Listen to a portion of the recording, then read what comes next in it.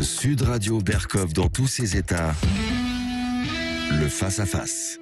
Et André Berkoff est en face-à-face avec Stéphanie Bataille, qui est comédienne, directrice déléguée du Théâtre Antoine. Et son père, le comédien et acteur Étienne Drabert, est décédé du Covid-19 et elle n'a pas pu lui dire au revoir. Bonsoir. Bonsoir Stéphanie Bataille. Bonjour. Je sais plus. Vous savez, je ne sais plus où est le jour et la nuit. Je vous remercie beaucoup de m'inviter. Là, je n'ai plus aucune fonction de métier, ni théâtre, ni comédienne. C'est très gentil de le signaler. Je suis l'ambassadrice de dizaines de milliers de personnes qui sont parties et de centaines de milliers de familles qui sont complètement désœuvrées de la façon dont on s'occupe de nos aînés et de nos moins aînés. Parce que c'est pas une question d'âge. Nous ne sommes pas des yaourts avec une date de péremption en disant écoutez, il lui reste plus que 2 ans, on va le finir. Alors, ce n'est pas possible. Oui. Stéphanie, je voudrais que d'abord, effectivement, on s'est appelé et puis j'ai lu et entendu ce que vous aviez dit et écrit, effectivement. Oui. Et vous, comme vous dites, ils sont des milliers, des dizaines de milliers, effectivement, à souffrir de cette espèce de, je ne sais pas, on pourrait appeler, je ne sais pas comment, de mur de la honte, qui fait que des générations entières ne peuvent pas voir leurs parents, etc.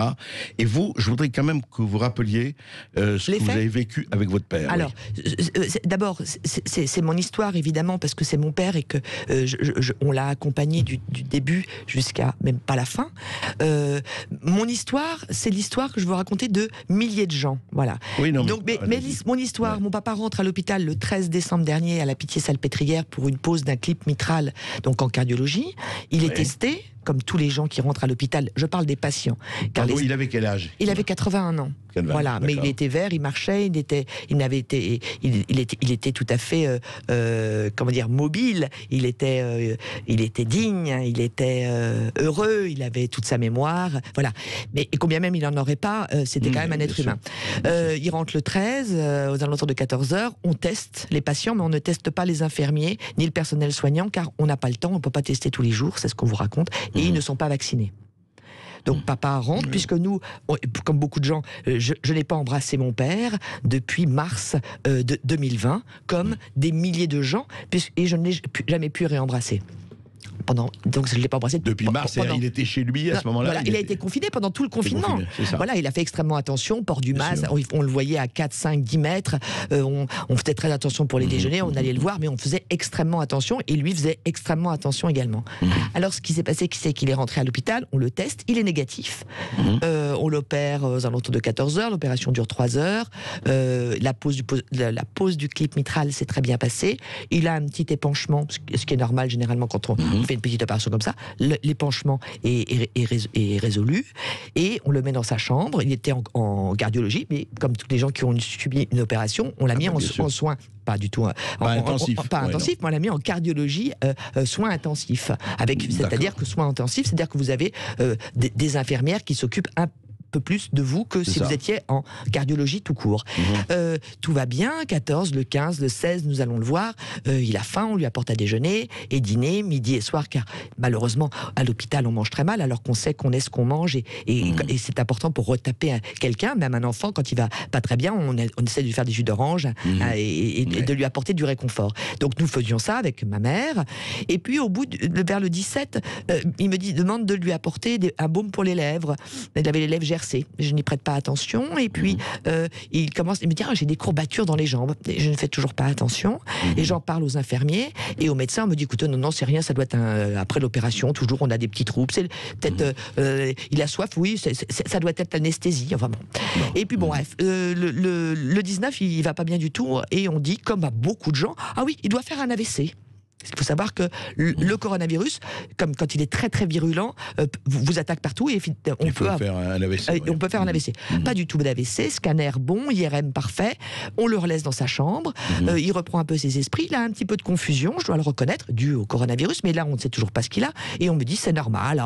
Peut-être qu'on va lui retirer son clip de lavage mitral. Non, on peut pas le retirer en fin de compte. On essaye de dire un peu tout et n'importe quoi. Et le 24, l'état s'aggrave. Et là, on décide enfin de le tester. parce que là, on dit, bah oui, on va essayer. Jusqu'à là, aucun test, rien. Non, puisqu'il a été testé le 13. On dit qu'on ne peut pas tester tout le temps. Mais quelques jours auparavant, j'avais vu sur une porte d'un patient, parce que maintenant, il faut savoir que chaque patient est en chambre seul. On a personne dans sa chambre pour éviter justement la transmission. Donc là, il y avait un monsieur à 3 chambres qui avait le Covid. C'était écrit en gros Covid. Donc là, je voyais les infirmières qui s'habillaient. Je me disais, c'est quand même bizarre, mais on a confiance en l'hôpital. On a confiance. On est dans un lieu de... On est en sécurité jusqu'au moment où... Alors donc, la santé s'aggrave. On fait un test Covid. Le 25 décembre, on ne peut pas avoir le résultat parce que c'est Noël. Et le 26, aux alentours de 16h, mon frère est avec papa. On lui demande de sortir de la chambre parce qu'on va annoncer à mon père qu'il a le Covid. Donc il a attrapé le Covid à l'hôpital. À l'hôpital, bien sûr, il a attrapé le Covid à l'hôpital. On avait appris qu'il y avait eu 12 personnels soignants qui avaient le Covid. On nous dit on va les tester, ils sont tous négatifs, mais enfin ils ont pu lui passer avant puisque il a eu le Covid à mon autour du 14 ou du 15, il a été la transmission. Et puis il y avait ce patient à côté, les personnes qui apportent les plats, qui reprend ou les carafes d'eau, on remet la carafe d'eau, c'est comme ça que ça s'attrape puisque la sécurité n'existe en fin de compte malheureusement pas. Donc l'état s'aggrave, on attend, puis le 30 au matin, on prévient ma mère en disant on va mettre votre mari en unité Covid. Je me dis, l'unité Covid, c'est super, donc on va bien s'occuper, prendre soin de lui. Là, le 30 au soir, je suis accueillie par 2 médecins qui me disent, voilà, votre papa va très mal, il était en plein orage psychotinique, c'est-à-dire que vous avez toutes vos défenses immunitaires. Avec ma cousine qui est anesthésiste, on discute, elle appelle même également les médecins, et donc on le met sous Optiflow. Optiflow, c'est une machine qui est géniale, qui évite l'intubation. On aurait sauvé la vie de dizaines de milliers de personnes lors du premier confinement. Ça évite l'intubation, ce sont des petites lunettes qu'on vous met donc, comme des lunettes, mais avec 2 petites tiges en plastique qui rentrent dans les narines, et ça peut vous pulser de l'oxygène jusqu'à 70 litres, donc beaucoup plus performant qu'un masque en plastique. Et surtout, vous avez l'usage de votre bouche. Vous n'êtes pas du tout gêné. Et mon père détestait le masque à oxygène, c'est très important de le dire, comme beaucoup de patients, côté oppressé, c'était compliqué pour lui, même s'il portait le masque FFP2 à la maison, depuis qu'on nous avait dit que c'était obligatoire, mais même avant il le portait pour éviter quand la gardienne ou quelqu'un arrivait, il mettait le masque. Je reviens donc dans l'histoire, là je dis donc il est dans l'orage psychotique, oui, je peux le voir, non, vous le verrez au dernier moment. Oui, vous le verrez au dernier moment. Mais comment peut-on dire une chose pareille ? Style, voilà, c'est fini, mais vous le verrez quand... Alors je lui dis, écoutez, vous allez lui dire 7 fois à terre, 8 fois debout, c'est un proverbe japonais où on a été élevé dans cette logique. Et vous allez lui demander de se battre comme un lion. Oui, il n'y croit pas trop. Quel est le numéro de confiance ? Alors, ça veut dire quoi, numéro de confiance ? C'est le numéro de téléphone, parce que il peut mourir cette nuit. D'un moment à l'autre. Ouais. Donc je suis un peu interloqué, mais là... Je suis interdite. C'est une énorme déflagration, mais je me dis, il faut tenir. Donc je donne le numéro de téléphone de ma mère, de mon frère et de moi. Je m'en vais, je m'écroule dans la rue, j'appelle mon frère, j'essaie de préserver ma mère, je ne peux pas lui annoncer tout ça. Pas de cette façon-là, en tout cas. Enfin, on ne sait plus comment annoncer les choses. Et en 2 jours, mon père sort de l'orage psychotinique. Ils sont surpris, hein. Et l'homme, et pour eux, c'était fini, quoi. Il est sorti de l'orage psychotinique. Je peux le voir, non, au dernier moment. Il est sorti de l'orage. Non, au dernier moment. Donc, il a été séquestré. Sachez qu'en unité Covid, c'est une porte comme une porte coupe-feu. Les patients sont de l'autre côté. Vous avez le droit de marcher un petit peu dans le couloir et à un moment donné, on vous dit stop. Vous avez le droit d'apporter des effets personnels, donc c'est-à-dire des vêtements amples pour que le patient soit plus à l'aise.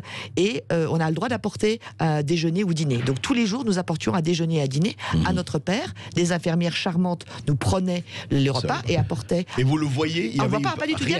Opacité, on ne voit rien. On ne voit rien, il n'y a pas d'écran. Il n'y a rien. Rien du tout. On nous propose, grâce à 2 personnes qui font leur service civique, de pouvoir voir notre père, c'est peut-être ça que vous étiez en train de dire, à l'aide d'un iPad et puis d'un code qu'on vous donne, qu'on vous envoie sur votre téléphone portable et vous avez le droit de le voir à travers un écran, 1 demi-heure par jour, avec un planning bien notifié, car il n'y a que 2 tablettes dans le service. Oui, d'accord. Dans tout le service. Dans tout le service, que 2 tablettes.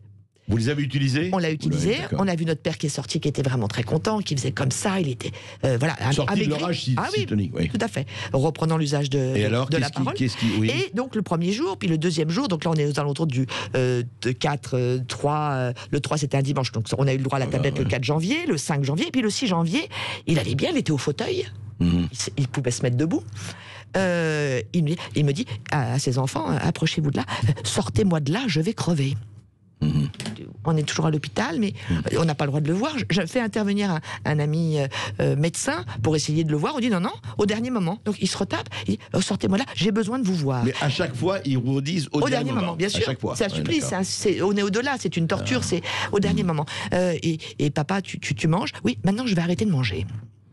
Donc on continue à porter. Donc il a fait une sorte de grève de la faim.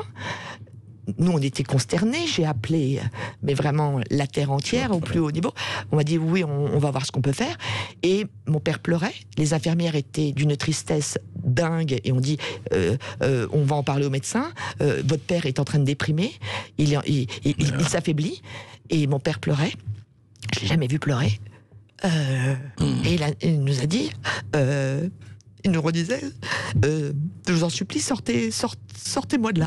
Et le 8 janvier, mon frère a le droit d'aller voir mon père parce qu'il va pas bien du tout. On dira, il a des problèmes cardiaques, mais il s'essoufflait de tristesse. Hein. Alors on lui avait remis un petit peu d'oxygène. Alors que j'ai des messages en disant c'est génial, il a bien saturé l'oxygène, il avait plus d'oxygène, il est à 1 litre, c'est-à-dire rien du tout, c'est juste pour équilibrer.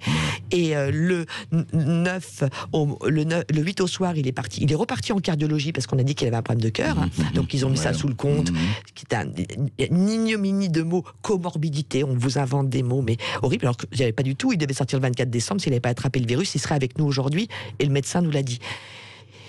Donc le 9, il est retourne en cardiologie, là on lui remet un masque parce qu'il n'y a pas d'optiflow, il ne supporte pas le masque, donc il le bouge, donc il décide de l'attacher.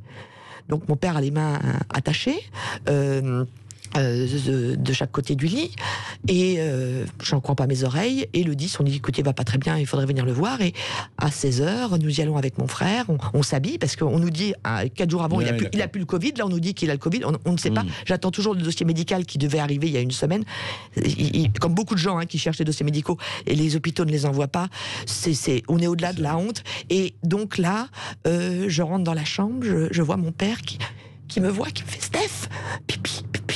Et là, mon père, tout nu dans son lit, les mains attachées. Je ne fais pas de la théâtralité, je vous raconte ce que j'ai vu. Ça ne se raconte pas, ça se vit. Tout nu dans son lit, sur une grande couche, avec évidemment du pissou. Il n'a pas été changé depuis 4 heures. Je demande aux infirmières de venir, on me dit oui. Elles sont venues, ils l'ont changé, il était plus calme. Et puis dans la nuit, comme il était un peu nerveux, parce qu'à mon avis, il nous cherchait. Hein. C'est trop facile de dire, il faut parler d'humanité. Et il s'est éteint le 11 janvier à 10h45. Stéphanie, on se retrouve juste, on fait une interruption, mais on se retrouve tout de suite. Sud Radio Berkov dans tous ses états. Et nous continuons notre entretien avec Stéphanie Bataille, qui raconte ce qu'elle a vécu, la mort de son père dans des circonstances, et je ne dirais pas hélas exceptionnelles, parce que apparemment, en tout cas elle le sait, et beaucoup d'autres nous l'ont dit, elles ne sont pas justement exceptionnelles, et c'est ça qui est aussi une des dimensions du drame. Stéphanie Bataille, donc vous avez parlé de la mort de votre père, ensuite... qu'est-ce qui s'est passé ensuite? Alors, moi, je reprends, excusez-moi André, mais je parle pas de mon histoire, je parle de l'histoire de mon père que j'ai vu. Cet homme qui devait sortir le 23 décembre et ayant eu malencontreusement attrapé le coronavirus, soit par le personnel soignant, soit par un patient à côté. Il l'a attrapé à l'hôpital, certainement pas par nous parce que nous étions tous négatifs. Ma mère et moi, on est devenus positifs le 4 janvier parce qu'on avait vu notre père un peu avant. On a commencé à avoir des petits symptômes, mais donc on a dû l'attraper le 29. Moi, avec maman, on l'a attrapé le 29 décembre. Donc on s'est fait tester le 4 janvier et papa a été testé. Et vous avez eu des effets, enfin ça va. Oui, mais ça va très bien. Je l'ai eu 2 fois. Donc je l'ai eu au tout début du premier confinement, et puis on peut le rattraper, on ne le dit pas.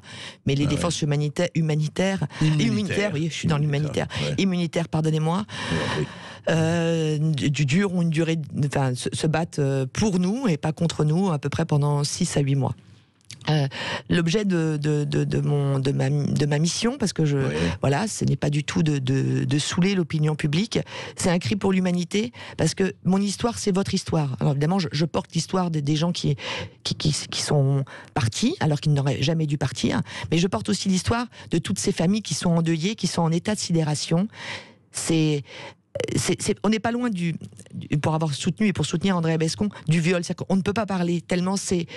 Et on dit, c'est peut-être normal, mais si je parle, on va me dire, ils sont comme ça, les familles. On va me dire, c'est pas vrai ce que j'ai vu.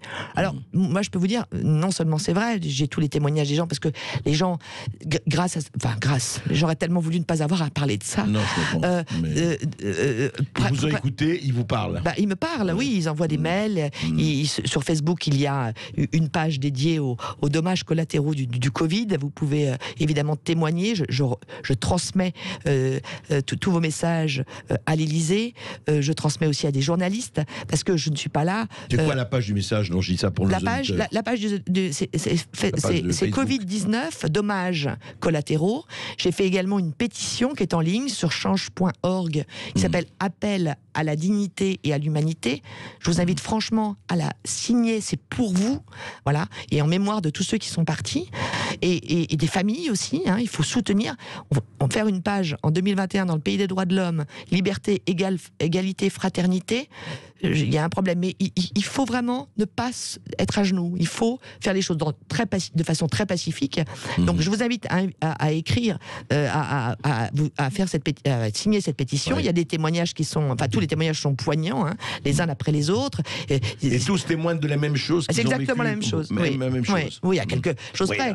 Il y a des gens qui n'ont pas vu leurs parents, qui sont enfermés dans les EHPAD, parce que pour se prémunir, parce qu'on a inoculé évidemment le virus qui doit nous éclairer sur notre condition humaine, on a inoculé la peur, donc on s'enferme, mais le personnel soignant a le droit de rentrer chez elle, de ressortir. Je sais qu'il y a quelques personnels soignants qui ont voulu rester sur place lors du premier confinement, et je les salue pour qu'il n'y ait pas d'interaction et que le virus ne rentre pas dans l'EHPAD. Là, les gens rentrent et sortent, et le virus est apporté par ces gens-là. Donc parfois, on dit il y a un cluster dans une maison de retraite, évidemment la famille n'a pas le droit d'y aller, mais le personnel soignant a le droit d'y aller.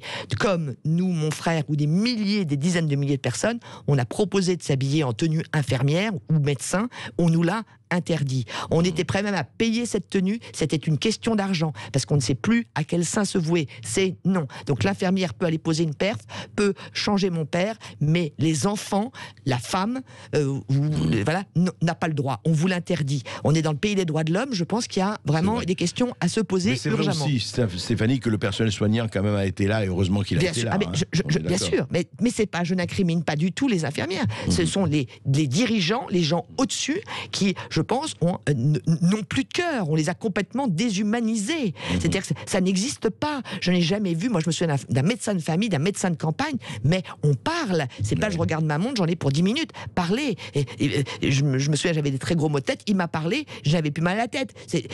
Voilà. Le médecin traitant. Médecin traitant, il est là pour traiter. Mais il va falloir arrêter cette robotisation, il faut arrêter de faire des tableaux Excel, il faut arrêter de nous parler de chiffres tous les soirs. Alors c'est combien ce soir, chérie? On est à 22 000. 4 000. Ah bah tu vois, on va pouvoir réouvrir. Et ce soir, ça va être à nouveau un chiffre de dingue. Et on nous annonce les morts. C'est pour ça que je redemande. J'aimerais connaître réellement le nombre de morts dans les hôpitaux, parce qu'on nous donne que le chiffre des hôpitaux. Il y en a bien plus. Il y a plein de gens qui meurent chez eux du coronavirus parce qu'ils sont tout seuls et qu'ils ne connaissent pas les symptômes. Leur corps ne les alerte pas. J'aimerais savoir sur ce chiffre qui sont réellement rentrés à l'hôpital pour des problèmes respiratoires, avec insuffisance respiratoire, et qui malheureusement n'ont pas passé le cap, et ceux qui sont rentrés pour une toute autre chose, une opération, et ont attrapé le coronavirus, et on laisse... Et donc, je pense que le chiffre est dingue. Non, et puis Stéphanie, je ne sais pas si le chiffre est dingue, mais il faut aussi dire, parce que vous savez très très très bien qu'on meurt beaucoup plus du cancer, des infarctus, et du tabac, etc., coronavirus, mais on met aujourd'hui, on le sait, on met coronavirus des gens qui ne sont pas du tout morts du coronavirus. Bien sûr, parce que les hôpitaux touchent des primes pour chaque mort du coronavirus. Les directeurs d'hôpitaux ont des primes de l'État, ce qui est effrayant. Je vous parle donc la fin la fin, qui n'est que le commencement, de mon papa, après l'avoir découvert tout nu dans son lit, les mains attachées, on vous dit c'est normal, on n'a pas le temps d'habiller les gens. Mon papa, donc, s'est éteint, notre père, s'est éteint à 11h moins le quart du matin, le 11 janvier. On a eu le droit de le voir 2 heures, et après on nous a dit, vous ne pourrez plus le voir. Pardon ? Vous ne pourrez plus le voir, on va le mettre sous housse, mais on aimerait l'habiller. Non, on n'habille pas les morts, donc on s'assied sur tout le respect des rites mortuaires, c'est-à-dire que c'est la fin du monde. Hein. On est devenu humain au moment où on a commencé à enterrer nos morts avec des rites. On a toujours habillé nos morts avec des petits présents, des fleurs. On a fait des pyramides en Égypte. Il y a des rites mortuaires. Quand on a découvert Lucie, on a vu également qu'il restait quelques petites choses à côté d'elle, m'avait dit Yves Coppens.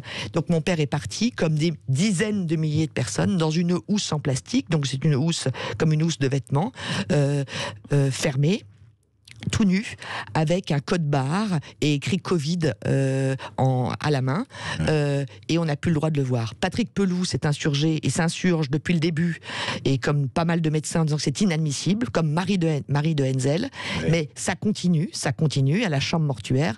On m'a dit, le jour de son enterrement, donc là, on a récupéré mon papa, mon père, le cercueil, avant d'être fermé, vous avez le droit de transmettre des mots ou un effet personnel, mais on n'a pas le droit, nous, d'y aller, et on vous propose de faire une photo. On peut vous montrer la photo, mais c'est un sac plastique. Mais jusqu'où on va aller? Non, mais je pose la question, jusqu'où est-ce possible d'aller? C'est quoi le projet d'après? Et donc le cercueil, voir la figure de votre père, ça s'appelle l'adieu au visage. Qui est tout à fait normal, puisque d'abord on reconnaît visage, au moment où on ferme le cercueil, on doit bien. On n'avez pas pu le faire. C'est pas que j'ai pas vu, on n'a pas le droit. C'est interdit. Alors maintenant, il y a un décret, paraît-il, depuis le 21 janvier, alors, où maintenant on autorise. Mais comme de toute façon, c'est décret sur décret, le décret annule le décret de la semaine dernière, on nous a expliqué que dans les hôpitaux, ils reçoivent 120 pages de décret, il n'y a qu'un mot à mettre et qui est obligatoire. C'est humanité.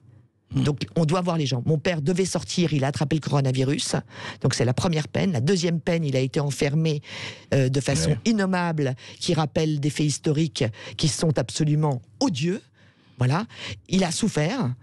Je ne sais pas s'il y a eu de la maltraitance, mais de nous supplier de sortez-moi de là, sortez-moi de là. Mon père n'était pas du tout une mauviette, donc il y a eu un problème. Et ensuite, il est mort tout nu. Et avant de mourir, il était tout nu dans son lit sur son pipi. Ensuite, il est mort tout nu, attaché. Et on n'a pas pu le voir. Je ne sais pas si c'est mon père qu'on a enterré. Comme des milliers de personnes. Vous savez qu'il y a eu des erreurs, hein. Ils se sont rendus compte. Non, mais le même corps de madame. L'erreur, c'est terrifiant déjà. On ne peut pas. De quoi nous parlons? De quoi suis-je obligé de parler?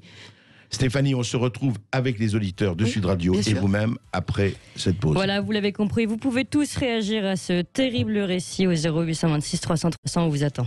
Sud Radio Berkov dans tous ses états. Et c'est à vous, auditeurs de Sud Radio, de réagir au 0826 300 300. Vous avez sûrement écouté justement le très dur témoignage de Stéphanie Bataille. Et vous êtes très, très, très nombreux à vouloir réagir. On va donner la parole à Sylvie, qui nous appelle d'Avranches. Bonjour Sylvie. Oui, bonjour Sylvie. Bonjour Sylvie.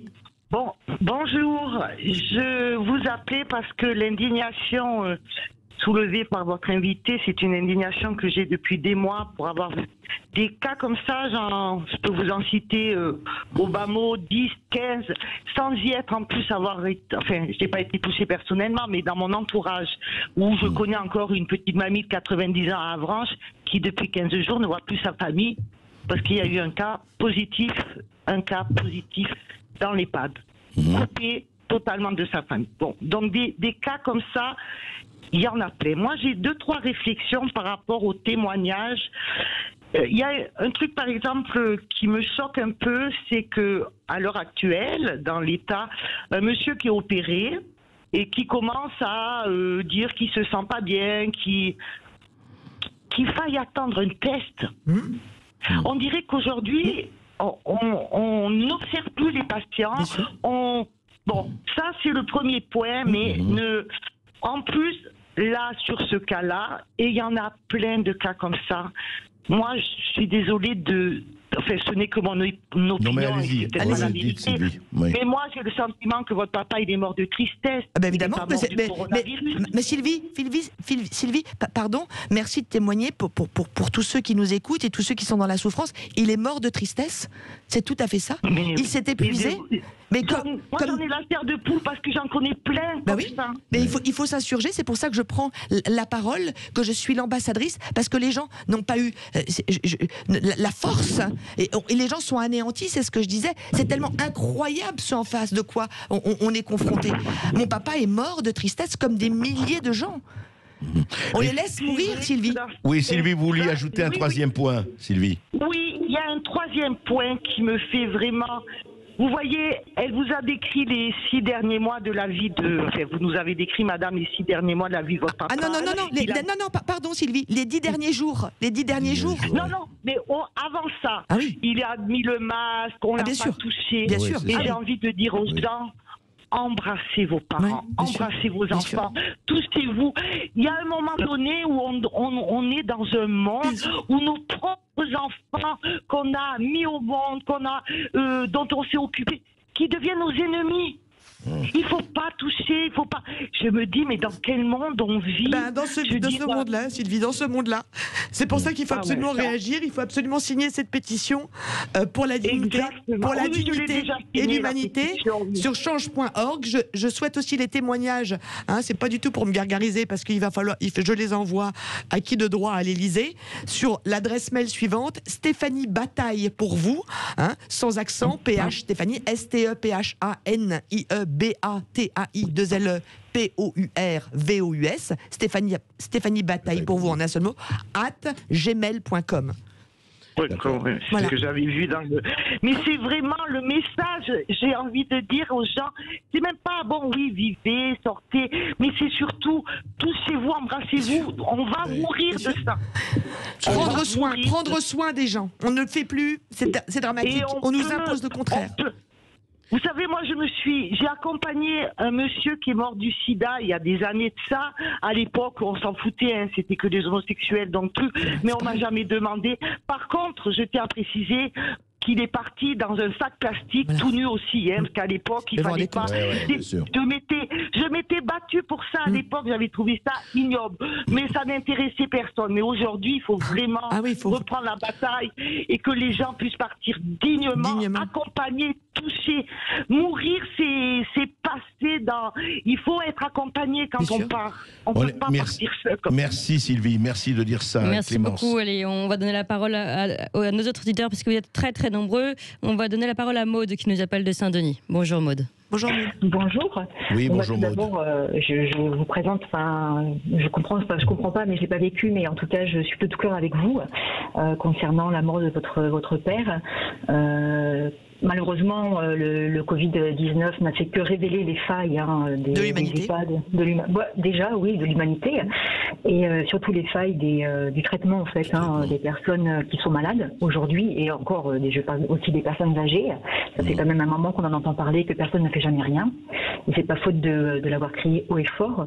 Donc c'est un combat qu'il faut mener, en effet, pour qu'on retrouve aussi notre humanité, nous en tant qu'hommes.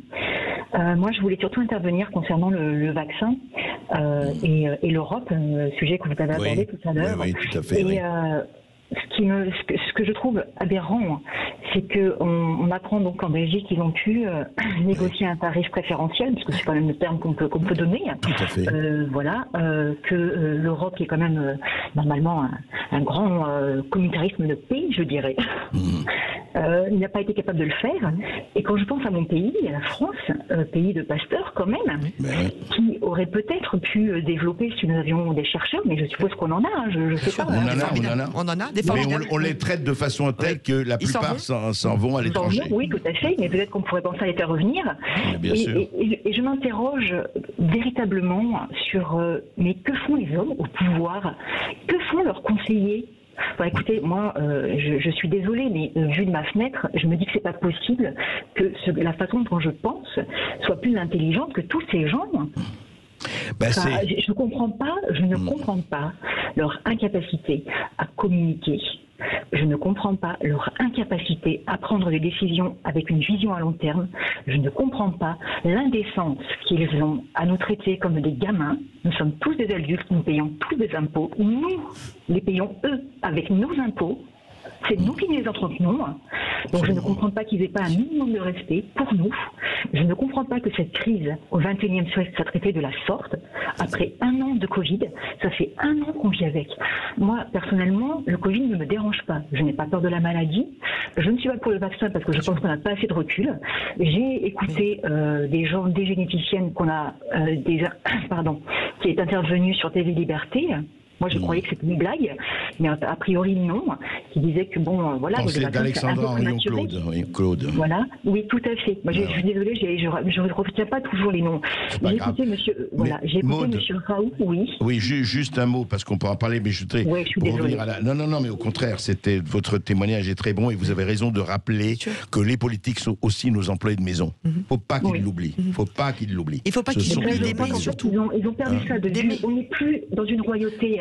Et juste le vaccin, parce que je voudrais redonner la parole ensuite à Stéphanie, à ce qui se passe. Non, juste une chose, c'est que ce que ça a prouvé, vous savez, l'Europe, le problème, c'est que la politique, il n'y a pas de politique européenne de santé, ça revenait aux États. Les États se sont laissés entourer et emperlouser, si je peux me permettre cette expression un peu vulgaire, par l'Europe. Et ce qui fait que chacun, aujourd'hui, négocie dans son coin, et c'est pour ça que... Parce que pardonnez-moi, je vais juste dire une chose, il va falloir gérer, il va falloir penser autrement. On ne peut pas mettre au centre de tout l'argent. Mon père nous disait toujours cette citation de Molière: l'argent est un bon serviteur et un mauvais maître. Choisissez la première option. Et le problème, c'est que tout est géré par l'argent, et c'est ce que nous éclaire aussi le coronavirus, c'est qu'il va falloir arrêter. Comment se fait-il que l'hôpital touche des milliards et qu'on dise il n'y a plus d'argent? Parce qu'il va falloir arrêter ces fonctionnaires, 6 personnes pour savoir si on doit mettre une personne dans telle ou telle unité. Il y a des gens exceptionnels à l'hôpital, il faut qu'ils soient bien rémunérés, et ceux qui ne se sentent pas d'assumer ou de donner le soin d'aimer les autres, il faut qu'ils fassent autre chose, et ce n'est pas grave. Il faut redonner la vie et l'humanité, l'amour au centre du monde. Voilà. Et c'est pareil pour la planète, c'est pareil pour les enfants. Voilà. Si vous me permettez, j'aimerais juste rajouter une petite chose, pardonnez-moi de vous couper. En fait, comme je le dis souvent, les hôpitaux publics n'ont pas vocation à faire du bénéfice. Elles ont la vocation à rester à l'équilibre et de soigner leurs patients de façon digne. Parce que tout Maud, vous avez raison, mais je voudrais juste un chiffre et après on va reprendre.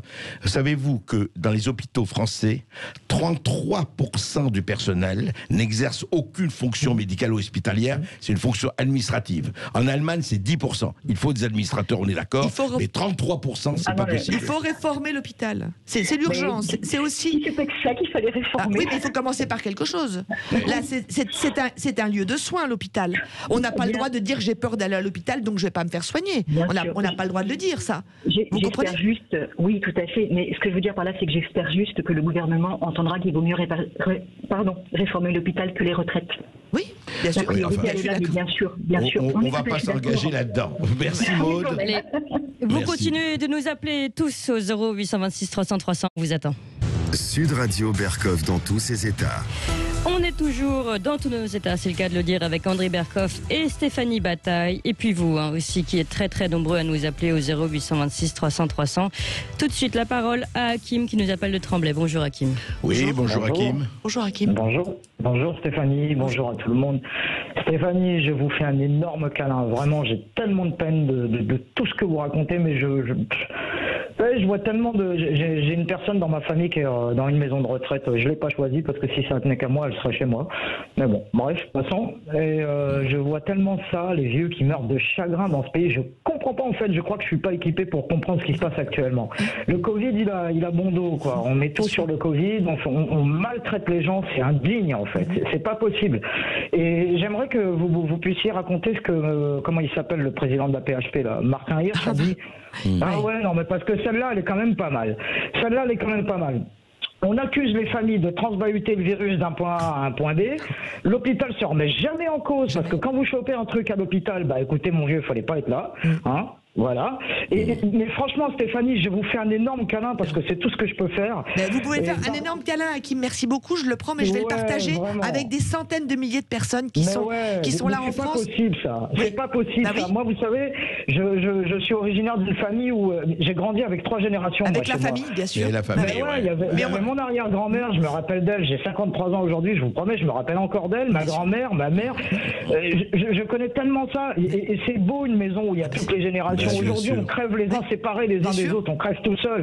Et attacher les mains de votre père, ça a servi à quoi, putain? Ça a servi à quoi, merde? Qui retire son, comme ça, il ne retirait pas son masque, c'est ce qu'on fait. On contentionne. Tout seul dans sa chambre. Tout seul. Tout seul. Il n'y a pas d'infirmière, Hakim. Il n'y a pas d'infirmière. Donc on l'attache. Il était dans son pissou pendant 4 heures et certainement toute la nuit. Mais c'est ce qui se passe. C'est ce qui se passe, Hakim, dans la France entière. Comme il n'y a pas de personnel, on les attache comme ça. Pardonnez-moi, ils nous font pas chier. Donc comme il avait un masque qui le dérangeait, eh ben on attache les mains, il peut plus enlever son masque. Voilà. Ça s'appelle une torture. Mais lui, bien sûr, mais des dizaines de milliers de personnes ont vécu ça et continuent à le vivre. Il faut que ça s'arrête tout de suite. En tout cas, merci Hakim, merci de votre. Si je peux vous faire une petite, proposition. Moi, je suis musicien. Si jamais vous avez porté une plainte ou quoi que ce soit, si vous avez vraiment besoin d'un concert pour vous permettre de récolter des fonds, je laisse mes coordonnées, vous me contactez, je le fais avec grand plaisir. D'accord, c'est très gentil. Donnez-les au standard, merci Hakim, merci beaucoup, et merci à vous et à votre réaction. Je vous embrasse Stéphanie, vraiment chaudement. Merci. Merci beaucoup Hakim. On va donner la parole à Bruno qui nous appelle de l'Aveyron. Bonjour Bruno. Bonjour Bruno. Oui, bonjour Bruno. Oui. Bonjour Stéphanie, bonjour André. Voilà, écoutez, suite au message d'Hakim, c'est le même ressentiment de mon côté. On a eu 3 décès dans la famille cette année, BPCO, AVC, enfin bon, en EHPAD, voilà. On ne sait pas si c'est lié spécialement au Covid.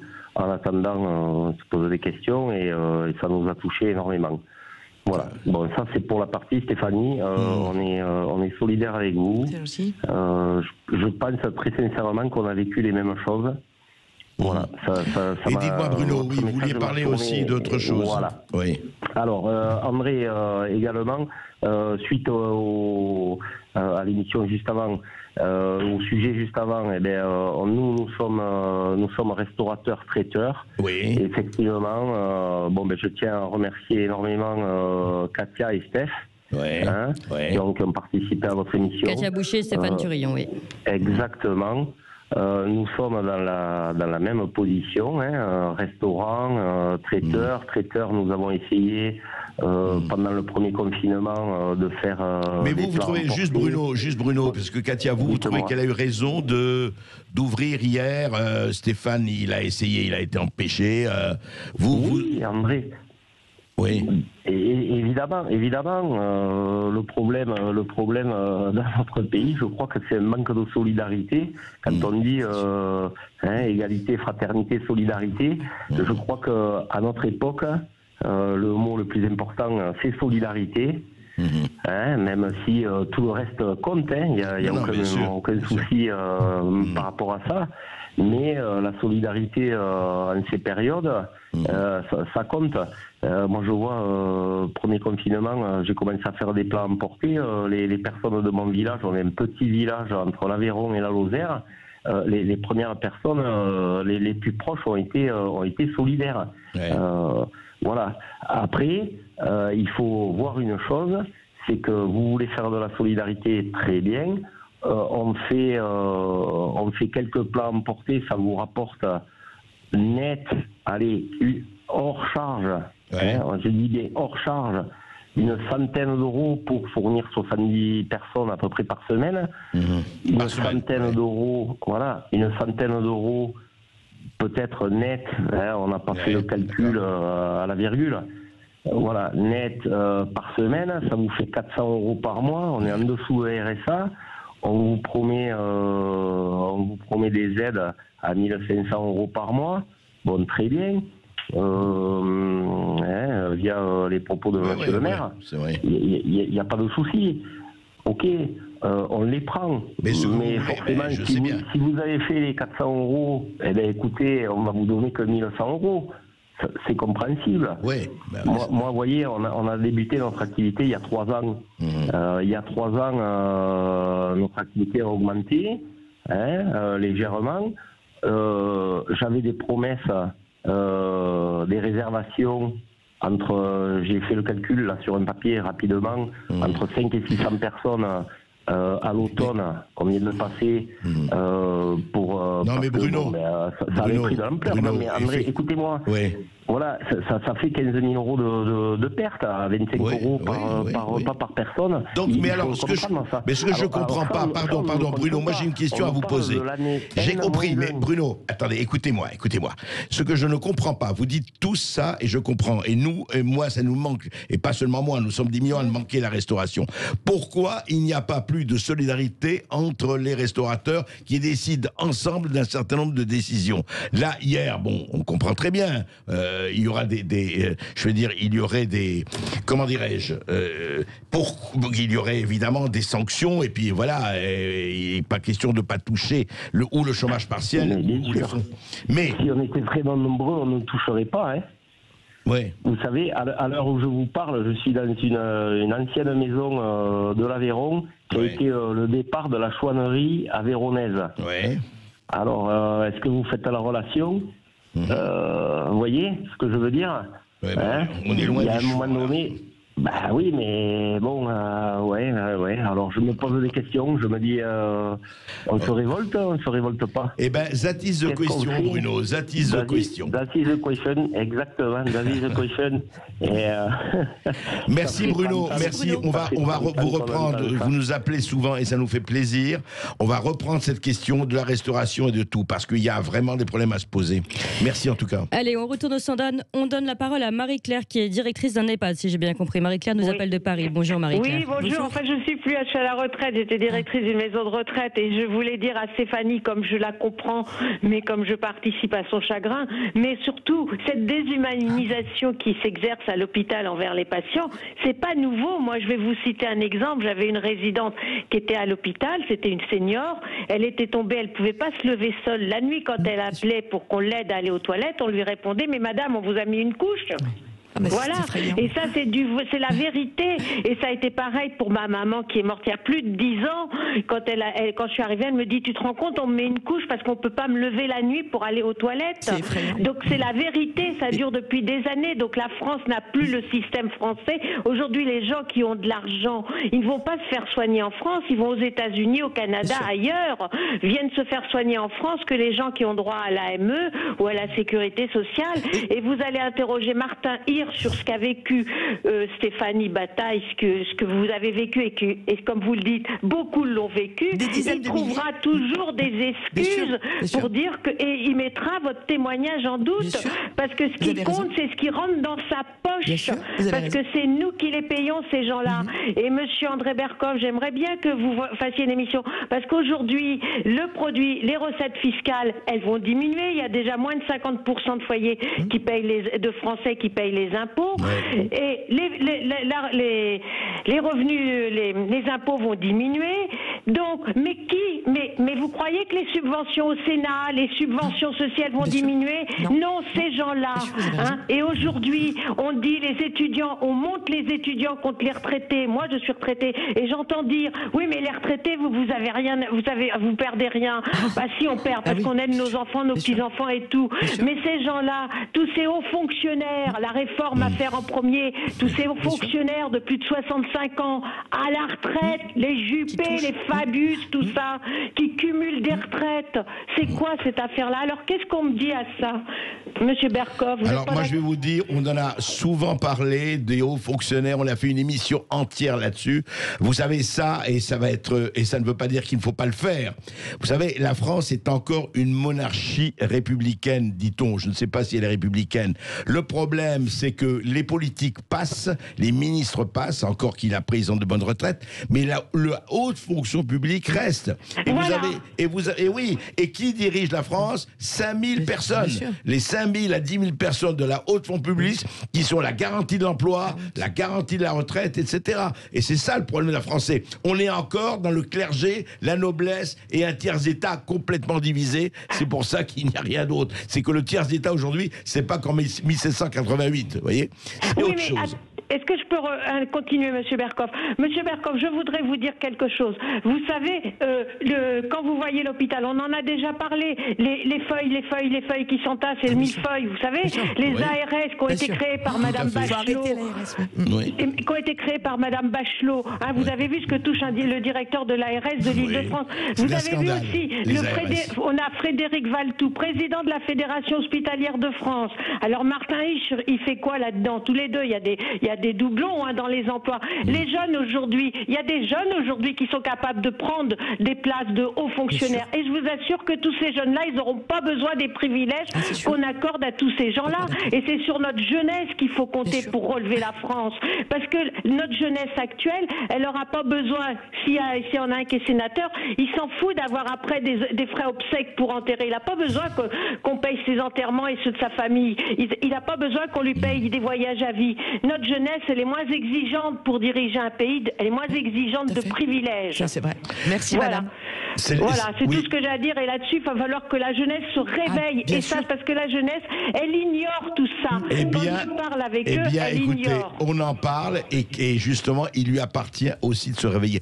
Tout le monde est responsable dans cette histoire, tout le monde. Et il ne faut pas que les gens soient uniquement victimes et se plaignent et pleurent. Qu'ils réagissent. On en parle avec Stéphanie Bataille tout de suite après ça. Et continue de réagir en nous appelant au 0826 300 300. À tout de suite. Sud Radio Berkoff dans tous ses états. André Berkoff, Stéphanie Bataille et vous tous qui nous appelez. Vous êtes tous dans tous vos états et on vous donne la parole. On donne tout de suite la parole à Yvette qui nous appelle de Perpignan. Bonjour Yvette. Oui, bonjour Yvette. Bonjour Yvette. Bonjour vous trois. Donc moi je voulais témoigner un peu comme la dame, la Sylvie là. Mais Stéphanie. Bon, c'est pas tout à fait la même chose. Comme Sylvie, oui. C'est pas tout à fait la même chose. C'est-à-dire que j'ai mon amie, elle a perdu sa maman. Et au début elle était hospitalisée pour un défaut de valve au cœur. Elle avait 82 ans. Et alors à ce moment-là, ils lui ont dit c'est un défaut de valve. La première semaine, on va voir si on trouve un cardiologue prêt à faire ce qu'il faut, parce qu'en ce moment c'est difficile. Deuxième semaine, oui, ben non, on n'a pas toujours trouvé. Il faut mieux qu'on la laisse dans nos services et tout. Troisième semaine, là, ils ont dit elle a fait un arrêt du cœur.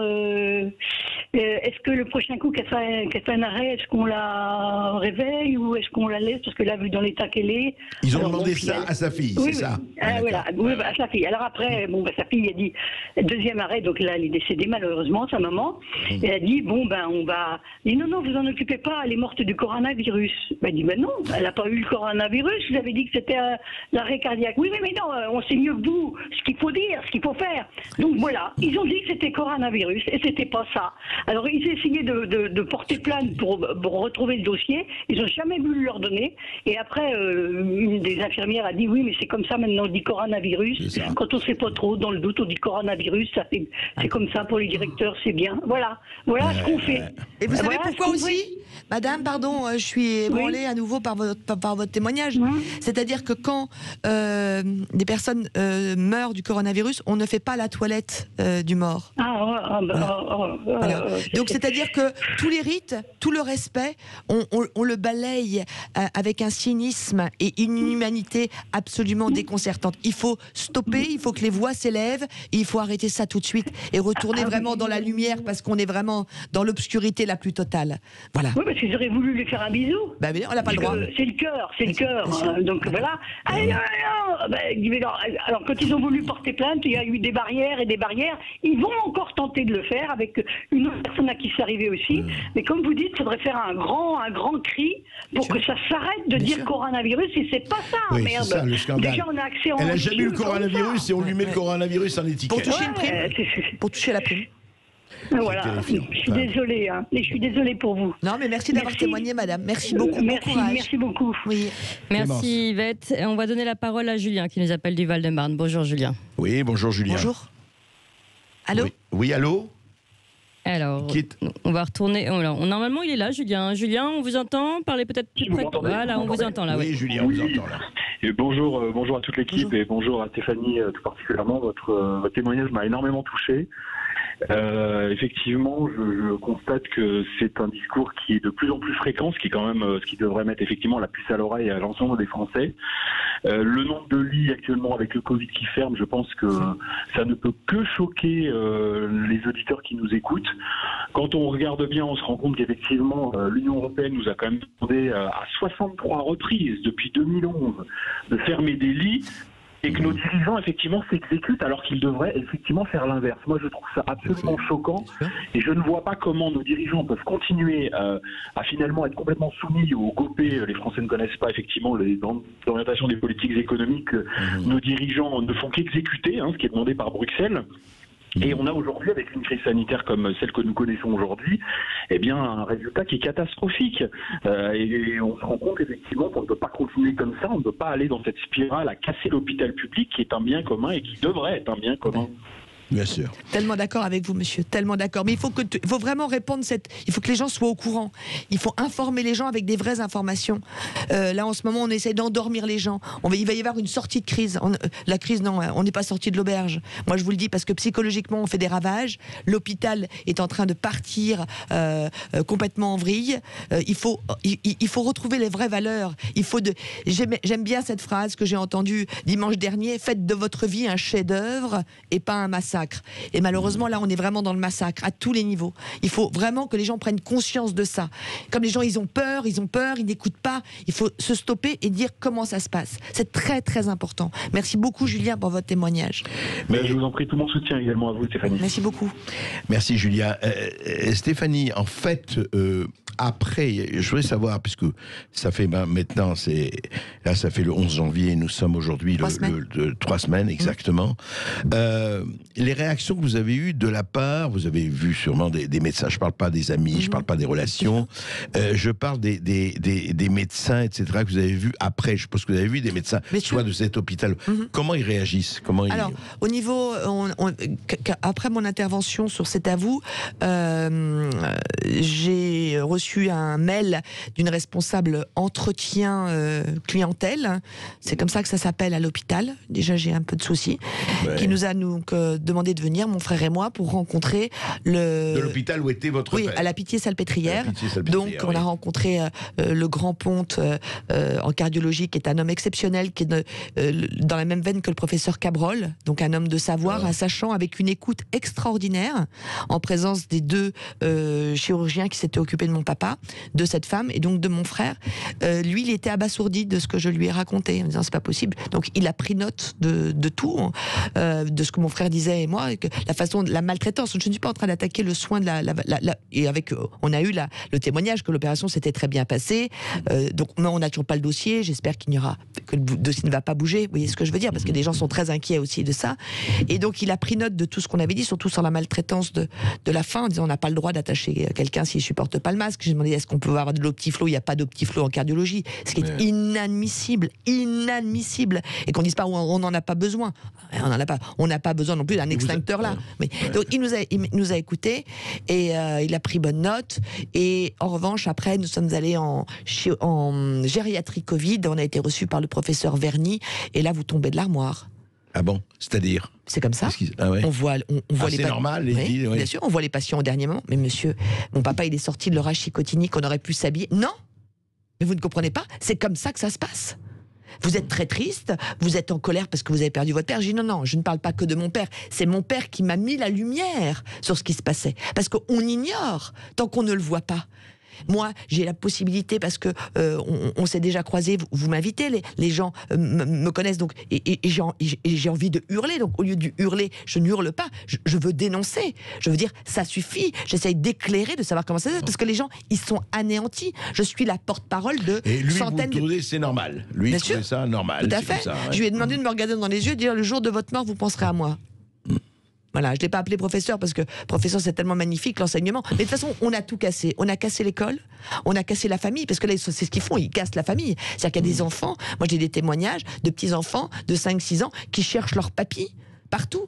Parce que le papy habitait... Mais rappelez-vous, on a dit papy et mamie doivent manger dans le salon pendant que vous mangez dans la cuisine. C'est quoi? Donc on a pété la famille, on a pété la justice, on pète l'hôpital, et on pète l'école. Mais jusqu'où? Il faut arrêter, il faut se poser.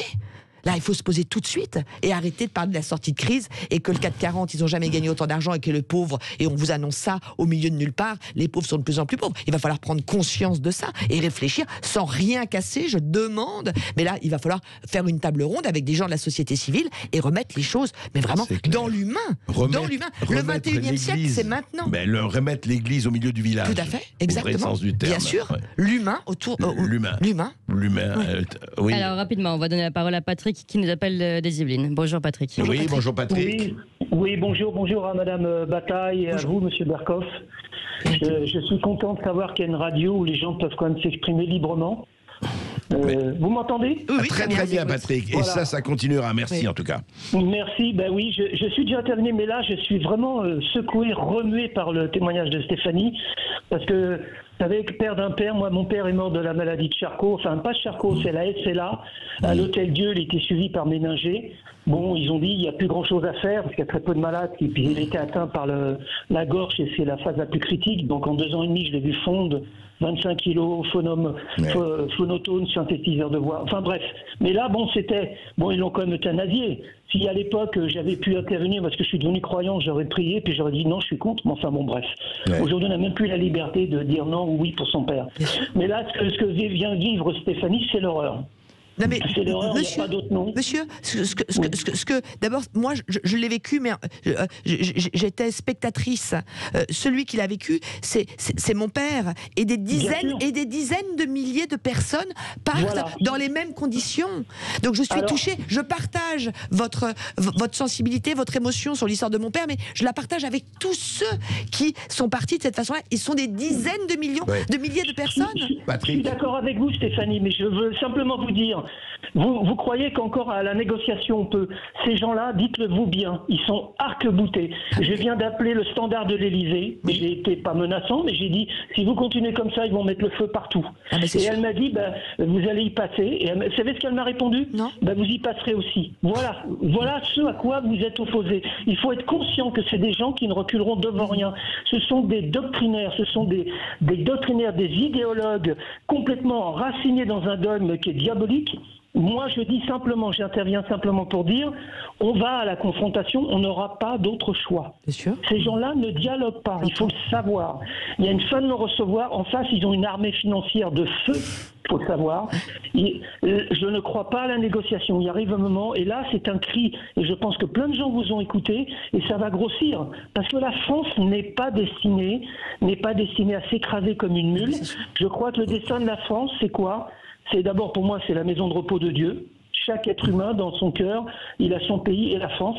Et je crois que quand la France ne s'exprime pas et ne se bat pas pour la liberté, France égale liberté, et le monde n'est plus le même. Et je pense que le destin de la France, c'est de se lever et de ne pas se laisser devenir un pays d'esclaves. Elle n'a pas été appelée pour être comme ça. Écoutez, ainsi soit-il, comme on dit. Merci Stéphanie Bataille, merci pour. Je crois qu'on va continuer à parler de tout ça. Et n'oubliez pas, change.org pour la pétition, effectivement.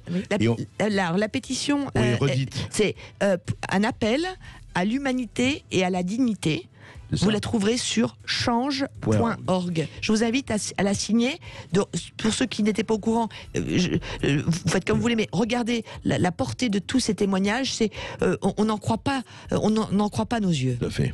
Voilà, vous pouvez retrouver d'ailleurs ce lien sur tous nos réseaux, sur Sud Radio, et cette interview sur YouTube et sur notre podcast de Sud Radio. Et puis dans quelques instants, Sud Radio continue avec Brigitte Lahaye. À tout de suite.